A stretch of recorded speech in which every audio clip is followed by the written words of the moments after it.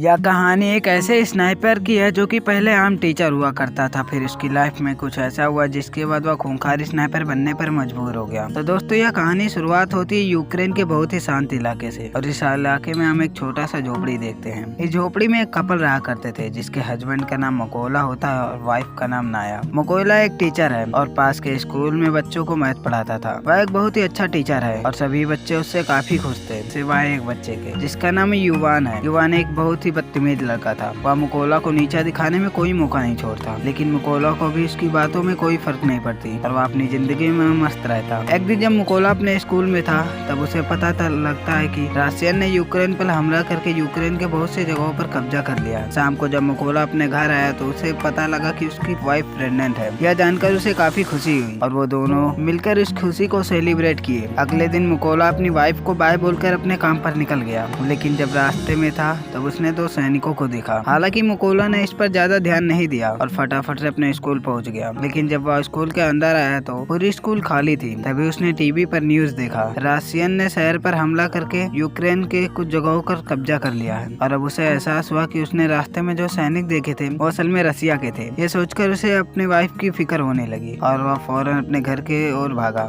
जब वह घर पहुंचा तब वह दोनों सैनिकों को देखता है जो कि उसकी वाइफ को बुरी तरीके से पीट रहे थे। उसने अपनी वाइफ को बचाने की कोशिश की, लेकिन सैनिकों ने उसकी भी धुनाई कर दी। मकोला ने उससे रिक्वेस्ट की कि मेरी वाइफ प्रेग्नेंट है, कृपया करके इसे ना मारे, लेकिन सैनिकों ने उसकी एक नहीं सुनी। थोड़ी धुनाई के बाद उन्होंने मकोला के घर की तलाशी ली और उसे आग के हवाले घर को जलता देख नाया गुस्से से लाल हो गई और एक पत्थर उठाकर उन्हें मारने की कोशिश की। यह देखकर उन सैनिकों ने गोली चला दी और नाया की मौके पर ही मौत हो गई। अब अपनी वाइफ को मरता देख मोकलन पूरी तरह टूट गया और फूट फूट के रोने लगा। ऐसे ही कुछ घंटे बीत गए और दो यूक्रेन सैनिक मोकला के पास आए और उन्हें उनकी पहचान की और एक कब्र खोदने और नासा को दफनाने में उसकी मदद की। नाया के मर जाने के बाद मोकलन की जिंदगी पूरी तरह बिखर गई और अब न तो उसके पास कोई घर था और न ही कोई फैमिली। बदले की आग में जल रहा था और उसे हर हालत में उन सैनिकों को खत्म करना था और यही सोचकर उसने यूक्रेन की फौज में शामिल होने का फैसला किया। इसके बाद ये दोनों सैनिक मोकलन को लेकर अपने बॉस के पास गए, लेकिन जब उसके सीनियर ने मोकलन को देखा तो काफी नाराज हो गए और उसे फौज में भर्ती करने से मना कर दिया, क्योंकि उसे डर था कि कहीं मोकलन जासूस ना हो। यहाँ मोकलन ने उसे पूरी बात बताई और ये यकीन दिलाया कि वह रशियन सैनिकों को मारना इस देश को आजाद करना चाहता है। यह सुनकर कर्नल भी एक मौका और अगले दिन से उसकी ट्रेनिंग शुरू हो गई। अब चूंकि मोकलन एक आम इंसान था इसलिए उसे ट्रेनिंग के दौरान काफी मुश्किल हो रही थी। यह एक साथी ने उसे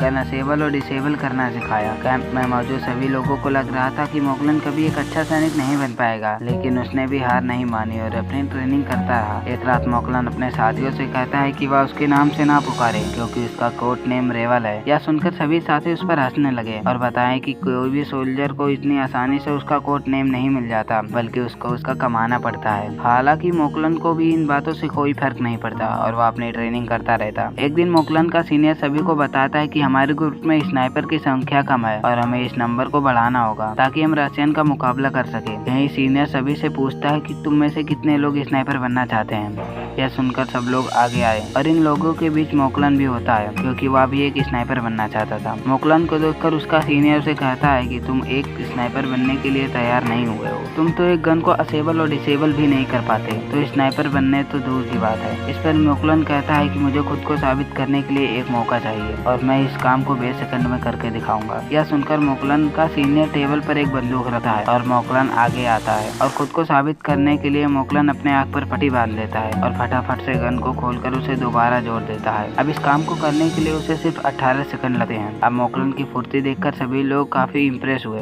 और उसके लिए तालियां बजाते हैं। अब उसकी काबिलियत देखकर उसे भी स्नाइपर ट्रेनिंग में शामिल कर लिया जाता है। ट्रेनिंग के दौरान मोकलन को एक पुराने मॉडल की गन दी जाती है, जबकि बाकी लोगों को मॉडल हथियार दिए जाते हैं। यह देखकर मोकलन भी मॉडल हथियार का डिमांड करता है, जिस पर सीनियर उससे कहता है कि अगर तुम्हें वह गन चाहिए तुम्हें खुद को साबित करना होगा। अब मोकलन के पास भी कोई ऑप्शन नहीं था, इसलिए उसे जो मिला वह लेकर निकल गया। ट्रेनिंग के दौरान सीनियर सभी से बताता है कि स्नाइपर के सामने कोई भी सिचुएशन क्यों ना आ जाए, लेकिन उसे अपनी जगह से 1 इंच नहीं हिलना है और अपने टारगेट पर निशाना बनाए रखना है। इसके प्रेस्टिज के लिए सीनियर सभी के पास गोलियां चलाता है और जो भी स्नाइपर अपनी पोजीशन से हिलता है उसे ट्रेनिंग से बाहर कर दिया जाता है। लेकिन जब मोकलन की बारी आती है वह तो अपनी जगह से जरा सा भी नहीं हिलता और अपना निशाना बनाए रखता। अगली ट्रेनिंग में स्नाइपर को अपने टारगेट को सिर्फ एक बार दिखाया जाता है और फिर उसकी आंखों को ढक दिया जाता है और उन्हें अंदाजा लगाकर अपने टारगेट को शूट करना होता है। अब बाकी लोग तो इस टेस्ट को पूरा कर लेते हैं, लेकिन मोकलन इसमें फेल हो जाता है क्योंकि इसके पास जो बंदूक था वो काफी पुरानी थी और उसे इस कारनामे को कर पाना काफी मुश्किल हो रहा था। अगली ट्रेनिंग में स्नाइपर के लिए और मुश्किल हो जाती है क्योंकि इन्हें फ्लैश की रोशनी में अपने टारगेट को शूट करना है और वो भी रात के अंधेरे में। यहाँ सीनियर ने फ्लैश छोड़ी और सभी ने अपना निशाना लगाया, लेकिन कोई भी इस टारगेट को हिट नहीं कर सका। यहाँ मोकलन ने भी गोली नहीं चलाई और फ्लैश की रोशनी में अपना टारगेट की दूरी का अंदाजा लगाया और अपनी मैथ का नॉलेज का यूज करके एक परफेक्ट निशाना मारा। इसे देखकर सीनियर उससे काफी इम्प्रेस हुए और उसे उसका मनचाहा कोड नेम दिया। ऐसे ही दिन बीते गए और मोकलन अपनी जी जान लगा रहा था अपने ट्रेनिंग पर। फाइनली वो दिन आ गए जब इनकी ट्रेनिंग का रिजल्ट आने वाला था।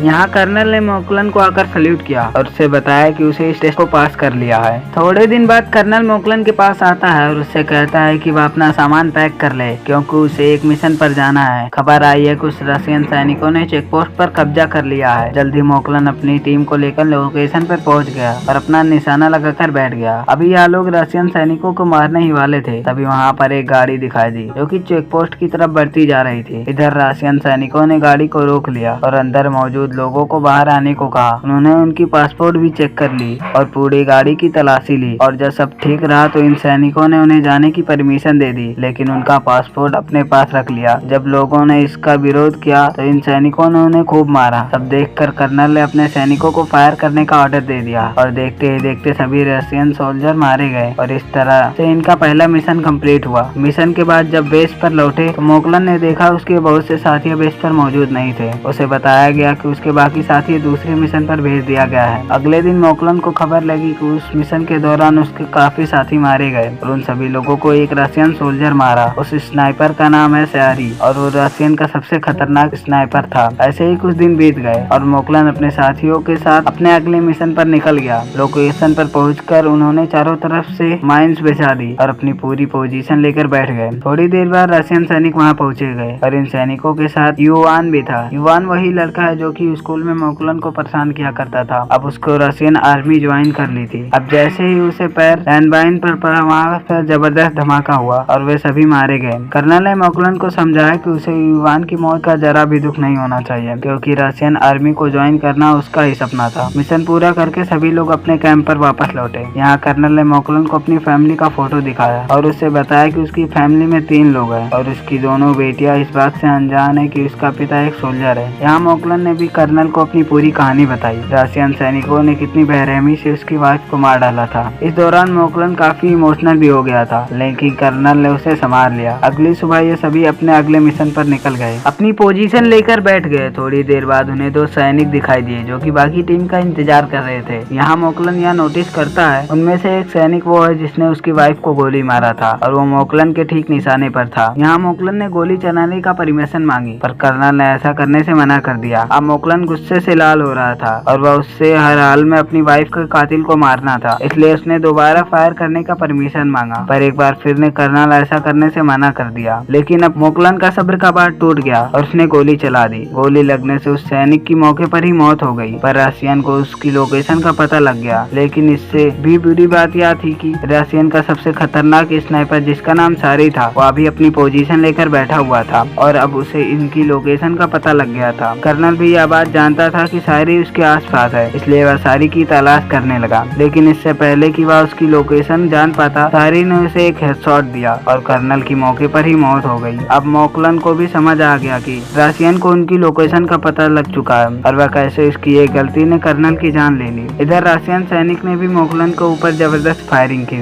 अभी करते हालात को देखकर मोकलन ने भी पीछे हटने का फैसला किया। उसने कर्नल की बॉडी उठाई और अपनी पोजीशन से पीछे आने लगा। जल्दी वह दुश्मनों के इलाके से बाहर आ गया और सीधा अपने बेस पर पहुंच गया। अब मोकलन को कर्नल की मौत का काफी अफसोस हुआ और वह खुद को इसका जिम्मेदार ठहरा रहा था। यहाँ उसने कसम खाई कि वह सारी को जान से मारेगा और कर्नल की मौत का बदला लेगा। जल्दी मोकलन को दोबारा रशियन स्नाइपर की खबर मिली और वह फौरन अपने मिशन पर निकल गया। लोकेशन पर पहुंचते ही अपने निशाना बैठा लिया और जल्दी उसने एक स्नाइपर को मार गिराया। पर इस फायरिंग के दौरान एक गोली उसे भी लग गई थी, लेकिन उसने हार नहीं मानी और जैसे तैसे करके उसे दूसरे स्नाइपर को भी मार दिया। अब चूंकि वो काफी घायल हो गया था, इसलिए वह एक सीक्रेट बेस पर चला गया और अपनी बॉडी को थोड़ा आराम दिया। इस दौरान उसे आर्मी के मेजर का कॉल आया और उसने मोकलन को बताया कि हमने उसे ढूंढ निकाला जो कि कर्नल को मारा था। इसके बाद मोकलन अपनी बेस पर पहुंच गया। यहाँ मेजर सभी स्नाइपर के बारे में बताने लगा। मेजर बताता है कि उस स्नाइपर का नाम सारी है और वह रशियन का सबसे बेहतरीन स्नाइपर है। सारी ने यूक्रेन के 6 सबसे काबिल स्नाइपर को मार गिराया, इसलिए हमें उसे हल्के में नहीं लेना चाहिए। मेजर बताता है कि सारी एक ऐसा स्नाइपर है जो कि आमतौर पर पोजीशन चेंज नहीं करता और एक खास लोकेशन पर बैठकर अपने दुश्मनों का शिकार करता। अब यह सभी लोग एक प्लान बनाते हैं। वह सारी के लोकेशन पर 2 टीम बनाकर जाएंगे। इनके टीम के मुताबिक पहले रशियन सैनिकों पर सामने से अटैक करेंगे और इस अटैक में जब ये लोग बाजे होंगे तो दूसरी टीम उन लोगों को पीछे से